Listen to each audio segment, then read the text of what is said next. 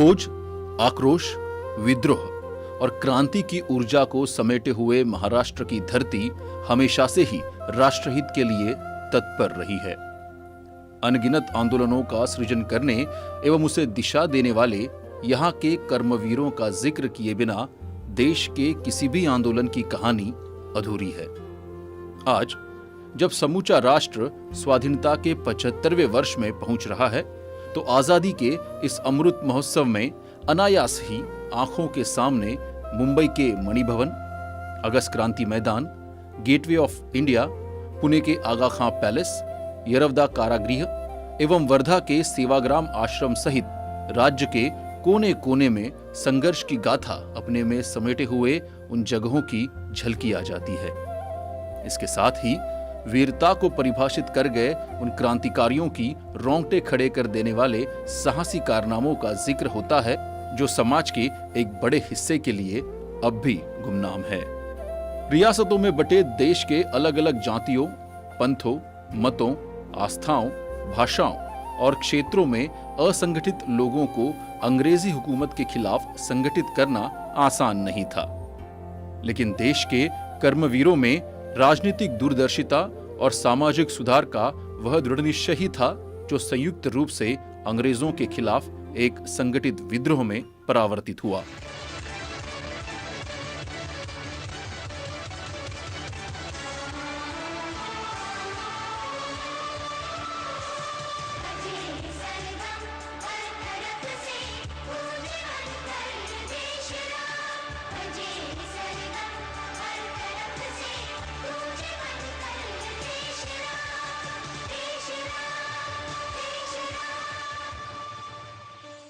आधुनिक भारत की संरचना का श्रेय जिन समाज सुधारकों को जाता है, उनमें महाराष्ट्र के ज्योतिबा फूले, सावित्रीबाई फूले, जस्टिस एम.जी. रानाडे, महर्षि कर्वे, राजर्षि शाहू महाराज, डॉक्टर भीमराव आम्बेडकर सहित कई नाम प्रमुख हैं।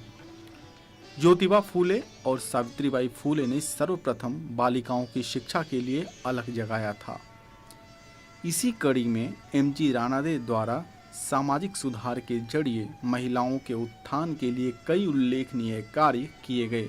भारतीय समाज में आध्यात्म को लेकर नई सिरे से जागरूकता फैलाने के उद्देश्य से उन्होंने 19वीं शताब्दी के अंत में प्रार्थना समाज की स्थापना की।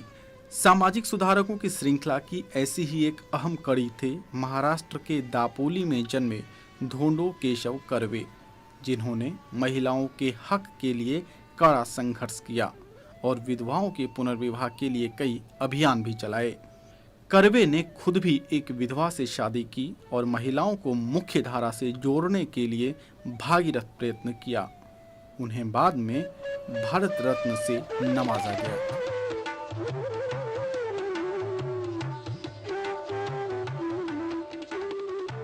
इस बीच सामाजिक सुधारों को लागू करने का क्रांतिकारी बीड़ा उठाकर कोल्हापुर के राजर्षि शाहू महाराज जी ने हाशिए पर पड़े समाज को झकझोर दिया और तत्कालीन रूढ़िवादी समाज में एक बड़े बदलाव ने आकार लेना शुरू कर दिया।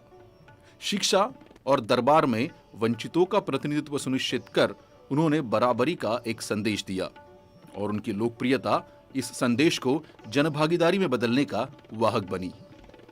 फिर महाराष्ट्र की धरती ने उस कंपन को महसूस करना शुरू किया जो भारत रत्न डॉक्टर बाबा साहेब भीमराव आम्बेडकर द्वारा समाज के बहिष्कृत वर्गों को आंदोलित करने से उत्पन्न हो रहा था। अपना सारा जीवन जातीय, धार्मिक एवं लैंगिक भेदभाव को मिटाने के लिए समर्पित कर चुके डॉक्टर बाबा साहेब आम्बेडकर द्वारा रायगढ़ जिले के महाड़ में चवदार तालाब सत्याग्रह एवं दलितों के मंदिरों में प्रवेश सहित एक के बाद एक अभियानों की श्रृंखला ने देश में चरणबद्ध तरीके से सामाजिक और राजनीतिक उत्थान को लागू करना संभव बनाया।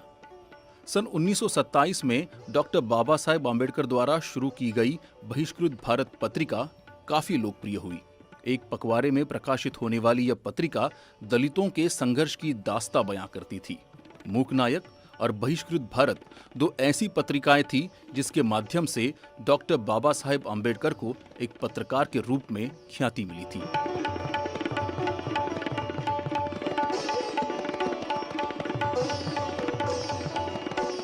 जिन महापुरुषों ने सामाजिक सुधारों को गति दी उनमें एक महत्वपूर्ण नाम सामने आता है महाराष्ट्र के ही सतारा में जन्मे गोपाल गणेश आगरकर का। आगरकर एक शिक्षाविद, समाज सुधारक के अलावा विचारक थे और उन्होंने सुधारक नामक एक पत्रिका का प्रतिपादन किया था, जिसका उद्देश्य जाति प्रथा और अस्पृश्यता के खिलाफ संघर्ष में जन भागीदारी को सुनिश्चित करना था। इसके अलावा महाराष्ट्र के कोंकण में सक्रिय मूर्धन्य गांधीवादी दार्शनिक विनोबा भावे द्वारा चलाए गए कई अभियानों की वजह से देश को एक सूत्र में बांधने का प्रयास सफल हो पाया। भावे को एकल सत्याग्रह आंदोलन चलाने के लिए भी इतिहास में जाना जाता है, जो उन्होंने महात्मा गांधी के कहने पर शुरू किया था।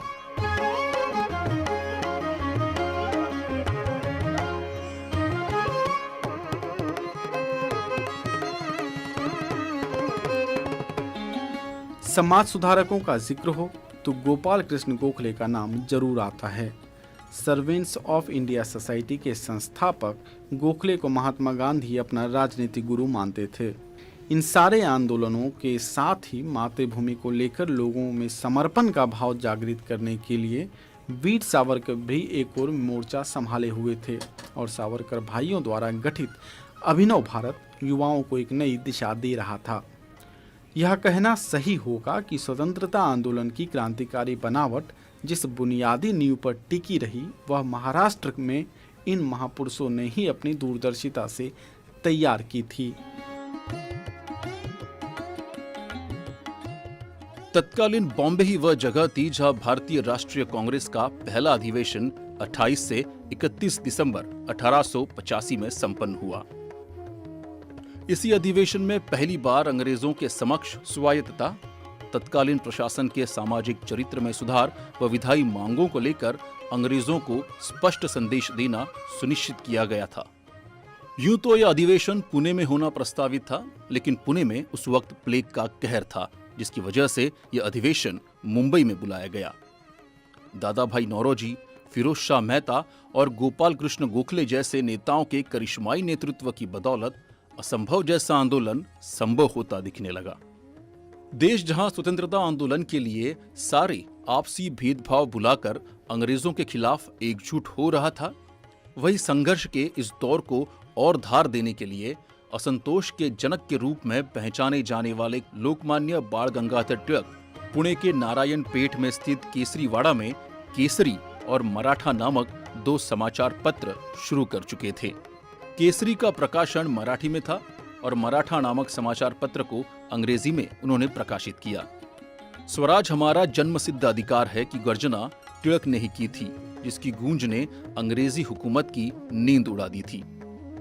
आज भी तिलक की कर्मभूमि पर क्रांतिकारी कागजों की खुशबू आती है, जो देश विदेश के पर्यटकों को यहाँ खींच लाती है। तिलक को महाराष्ट्र में सार्वजनिक गणेशोत्सव शुरू करने एवं शिवाजी जयंती की परंपरा शुरू करने का श्रेय भी जाता है।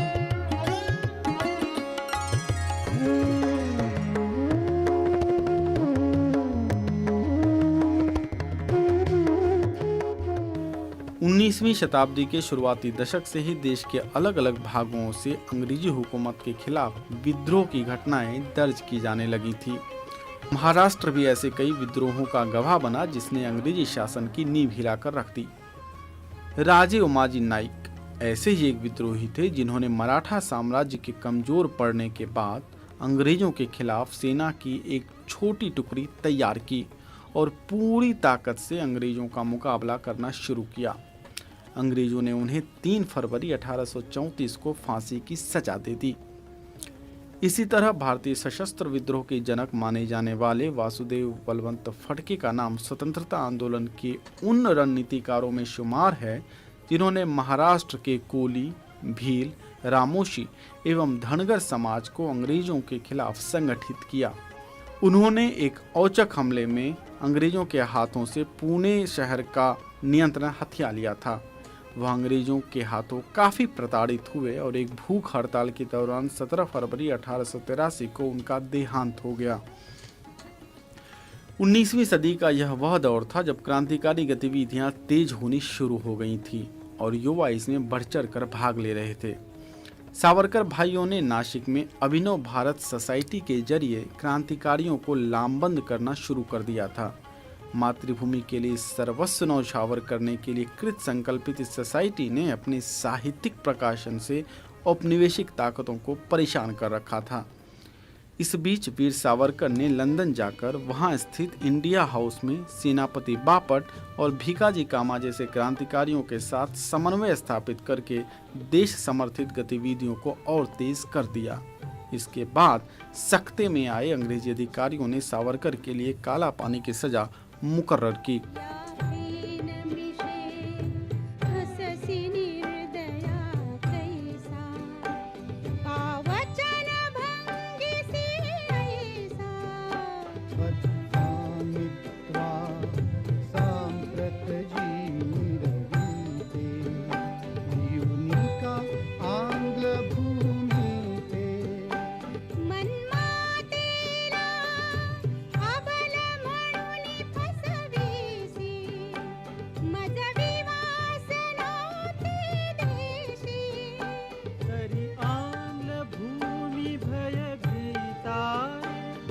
बनान माझी माता रे कथिला हे अगस्तिस आतारे जो आचमनी एक क्षणी तुझ प्याला सागरा प्राण तळमळला सागरा। देश भर में अंग्रेजी अधिकारियों पर हमले की खबरें तेज होने लगी। नासिक में एक 17 साल के लड़के अनंत कानेरे ने वहां के कलेक्टर जैक्सन को दिन दहाड़े गोली मार दी। जैक्सन ने अपने कार्यक्षेत्र में क्रांतिकारियों का दमन चक्र चलाया हुआ था। 19 अप्रैल 1910 को अनंत कानेरे को उनके दो अन्य साथियों किशनजी कर्वे और विनायक देशपांडे के साथ ठाणे कारावास में सजाए मौत दे दी गई।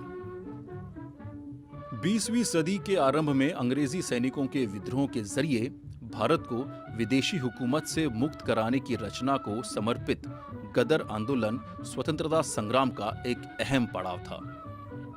महाराष्ट्र के पुणे जिले के पास स्थित तलेगांव ढमडेरे गांव में जन्मे विष्णु गणेश पिंगळे इस गदर पार्टी के सदस्य थे।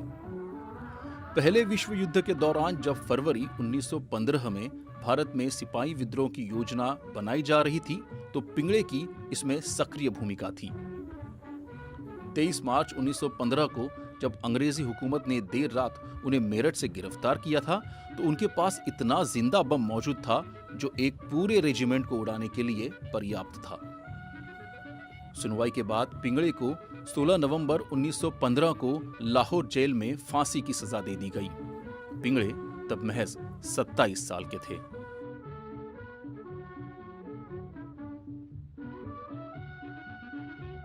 पुणे में ही बाल गंगाधर तिलक से प्रभावित तीन भाई दामोदर हरि चाफेकर, बालकृष्ण हरि चाफेकर एवं वासुदेव हरि चाफेकर ने 22 जून 1897 को ब्रिटिश अधिकारी रैंड और उसके सहायक लेफ्टिनेंट आयस्टर की गोली मारकर हत्या कर दी। रैंड प्लेग आयुक्त के पद पर कार्यरत था और इस महामारी के लक्षण की जानकारी के एवज में उसने महिलाओं से दुर्व्यवहार किया था। इसकी खबर क्रांतिकारियों को लग गई और चाफेकर बंधुओं ने उसका और उसके सहयोगी का काम तमाम कर दिया। अंग्रेजों द्वारा तीनों भाइयों को बारी बारी से फांसी की सजा दे दी गई। पुणे के ही खेड़ में पैदा हुए राजगुरु ने अपने साथी भगत सिंह और सुखदेव के साथ मिलकर ब्रिटिश अधिकारी सॉन्डर्स की हत्या कर दी थी। इस हत्या को इन क्रांतिकारी सपूतों ने लाला लाजपत राय की मौत का बदला बताया था। इन तीनों क्रांतिकारियों को 23 मार्च 1931 को फांसी की सजा दे दी गई।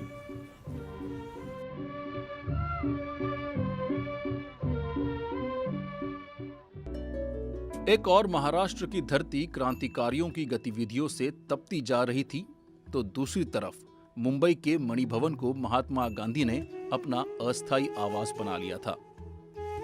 आजादी से जुड़ी कई महत्वपूर्ण बैठकें यहां आयोजित की गई। इसे करीबन 1912 के दरमियान रेवाशंकर जवेरी द्वारा तैयार किया गया था।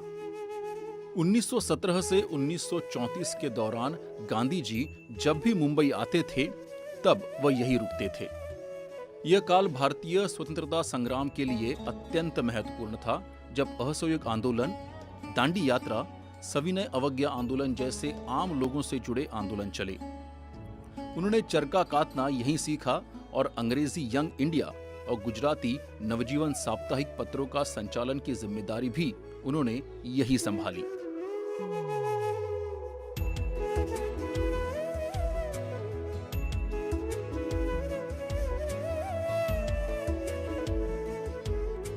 स्वतंत्रता आंदोलन का एक अहम पहलू स्वदेशी एवं हस्तकरघा था। गांधी जी इसे लेकर काफी सक्रिय रहे थे और उनकी सक्रियता ही थी कि मुंबई के कपड़ा मिल से जुड़े एक मजदूर विदेशी कपड़ों से लदे ट्रक के सामने आने से भी नहीं हिचका। पुणे के आंबेगांव तालुका में जन्मे शहीद बाबू गेनू तत्कालीन बॉम्बे के कपड़ा मिल में काम करते थे। गांधीवादी आंदोलन से प्रभावित होकर गेनू 12 दिसंबर 1930 को विदेशी कपड़ों को ले जा रहे एक ट्रक के सामने खड़े हो गए। ट्रक का चालक भी एक भारतीय था और उसने भाईचारा का हवाला देकर गाड़ी बढ़ाने से मना कर दिया, जिसके बाद आग बबूला हुए अंग्रेजी अधिकारी खुद ही चालक सीट पर बैठकर गाड़ी बढ़ा दी, जिससे शहीद बाबू वही कुचल दिए गए और मौके पर ही उनकी मौत हो गई। इस घटना ने पहले से ही स्वदेशी चीजों को लेकर चल रहे आंदोलन को और धार दी, जिसका दूरगामी परिणाम हुआ।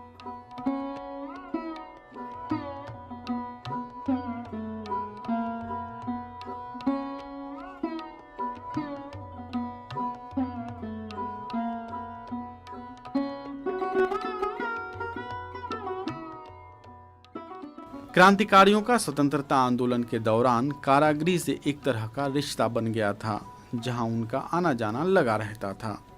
ऐसा ही एक कारागृह है पुणे का यरवदा कारागृह। महात्मा गांधी, पंडित जवाहरलाल नेहरू, नेताजी सुभाष चंद्र बोस, बाल गंगाधर तिलक एवं वीर सावरकर सहित कई स्वतंत्रता सेनानियों ने स्वतंत्रता आंदोलन के दौरान अनगिनत रातें यहाँ की कोठलियों में बिताई। बहुचर्चित पूना पैक्ट 24 सितंबर 1932 को गांधी और अंबेडकर के बीच यही हुआ, जिसने भारतीय राजनीति में सामाजिक न्याय के एक नए अध्याय का सूत्रपात किया।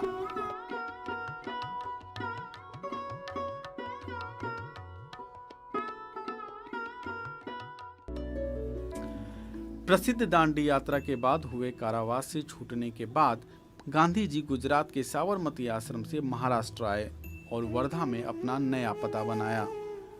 यहाँ के सेवाग्राम आश्रम में उन्होंने कई रचनात्मक और राजनीतिक प्रयोग किए। यह आश्रम 1942 के भारत छोड़ो आंदोलन की रूपरेखा तैयार करने से लेकर खादी ग्रामोद्योग, सामाजिक सुधार, अस्पृश्यता निवारण एवं दास प्रथा से मुक्ति के लिए होने वाले अहिंसात्मक आंदोलनों का केंद्र रहा। 14 जुलाई 1942 को यहीं पर भारत छोड़ो आंदोलन को लेकर आम सहमति बनी थी। यहाँ आज भी गांधी की सजीवता को महसूस किया जा सकता है।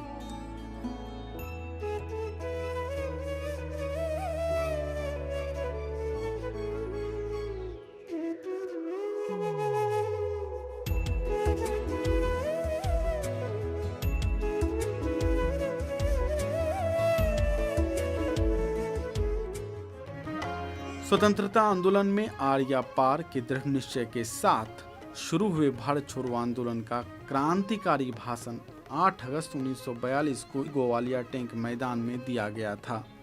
पहले से ही अंग्रेजी हुकूमत के खिलाफ जमा आक्रोश को गांधी जी के करो या मरो के नारे ने इस तरह आंदोलित किया कि औपनिवेशिक ताकतों को संभलने का मौका नहीं मिल पाया। आनन फानन में गिरफ्तारियों का एक नया दौर चला और नए दमन चक्र में सारे क्रांतिकारी बारी बारी से हिरासत में ले लिए गए। गांधी जी को अगस्त 1942 से मई 1944 के बीच पुणे के आगा खान पैलेस में रखा गया। गांधी यहां अपनी पत्नी कस्तूरबा और अपने सचिव मेघनाथ देसाई और सरोजिनी नायडू के साथ रहे और यही उनका कारावास रहा। आगा खान पैलेस आज भी पर्यटन का एक केंद्र है और शोधार्थी वहां गांधी जी की कूटनीति को समझने जाया करते हैं।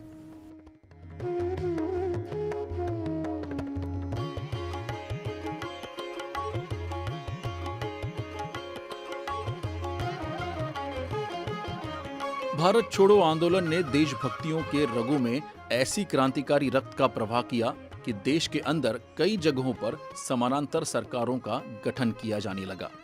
इनमें सबसे लंबी सरकार सातारा में स्थापित की गई, जिसका नेतृत्व क्रांति सिंह नाना पाटिल ने अपने हाथ में लिया। जनभागीदारी की बदौलत 1943 से 1946 तक चली यह सरकार अंग्रेजों के मनोबल को ढाने के लिए काफी थी और इसने अंग्रेजी हुकूमत की धज्जियां उड़ा दी। दरअसल भारत छोड़ो आंदोलन के दौरान दिए गए भाषणों ने सभी उम्र के लोगों को छुआ और इसका गवाह बना 15 साल का बालक शिरीष कुमार मेहता, जिसने नंदुरबार में बाकी स्कूली साथियों के साथ तिरंगा थामकर एक रैली निकाल दी।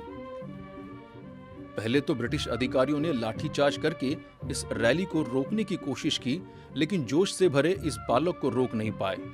इससे तिलमिलाए एक ब्रिटिश अधिकारी ने उसे मौके पर ही गोली मार दी और वह देश के लिए शहीद हो गया। एक तरफ जहां महाराष्ट्र में हर और आजादी का बिगुल फूंका जा रहा था और देश के हर एक हिस्से में करवट की अंगड़ाई महसूस की जा रही थी, तभी 18 फरवरी 1946 को ब्रिटिश रॉयल नेवी तलवार में कार्यरत भारतीय नौसैनिकों ने अपने कमांडिंग ऑफिसर का आदेश मानने से इनकार कर दिया और भारतीय मूल के इन जवानों ने HMIS तलवार को अपने कब्जे में ले लिया। इसे अंग्रेजों के करीब 200 साल की हुकूमत के खात्मे के ताबूत में गड़ी आखिरी कील की तरह देखा गया। आखिरकार वह सुबह आई जब 1947 को भारत को देश के आजाद होने के बाद गेटवे ऑफ इंडिया उस पल का गवाह बना जब अंग्रेजों का एक बेड़ा एक एक कर देश से निकलना शुरू हो गया। 1948 में आखिरी ब्रिटिश जहाज में सवार अंग्रेजी अधिकारियों ने अंतिम बार उस आजाद सोने की चिड़िया को देखा जिस पर उन्होंने करीब 200 सालों तक बेड़ियां डाल रखी थी। वंदे मातरम, वंदे मातरम, वंदे मातरम, वंदे मातरम। सुजलां सुफलां मलयज शीतलां